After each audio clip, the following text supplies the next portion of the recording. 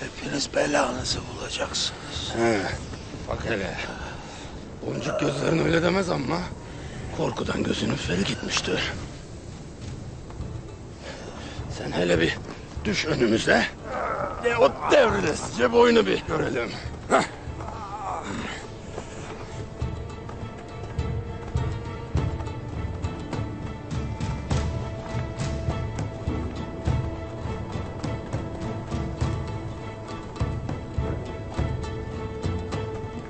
Ertuğrul, bu it eğer konuşmazsa Emir Saadettin'le olan bağını ispatlayamayız.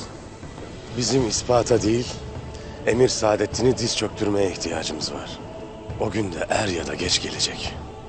Eyvallah. Hazırız beyim. Gidelim.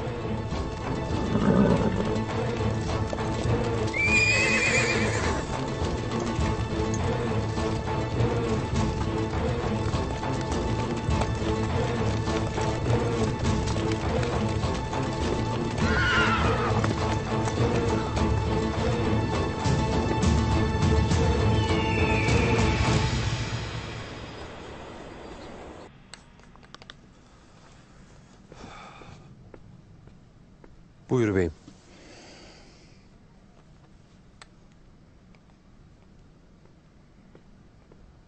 Gündoğdum. Kurbanın olan beyim. Hadi ye şunu.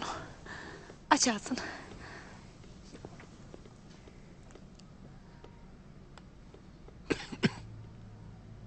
Hadi. Bir kaşık daha al. Müsaade var mıdır beyim? Artuk beyim, Halime Sultan'ı getirdiler.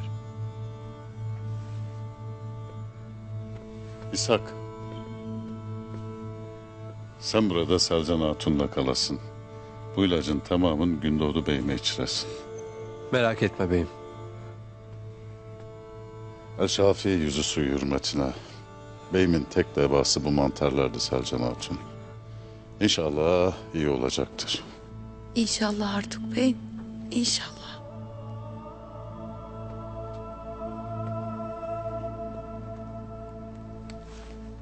Ya Allah. İnşallah Yüce Rabbim şifasını verecektir.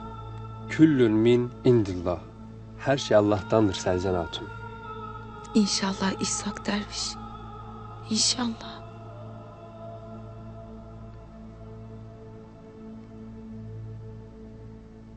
Hadi beyim.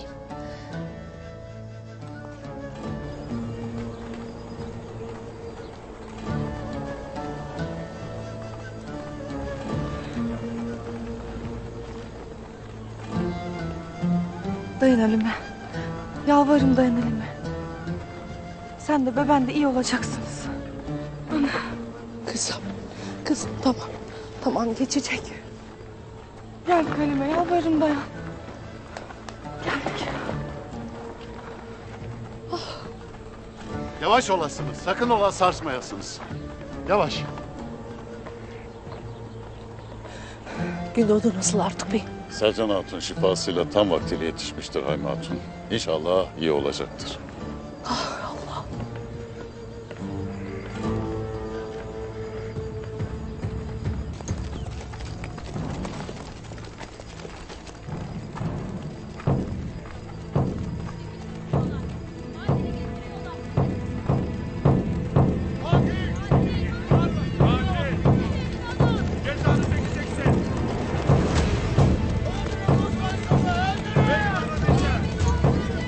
Beyimizin katilini bize verin beyim.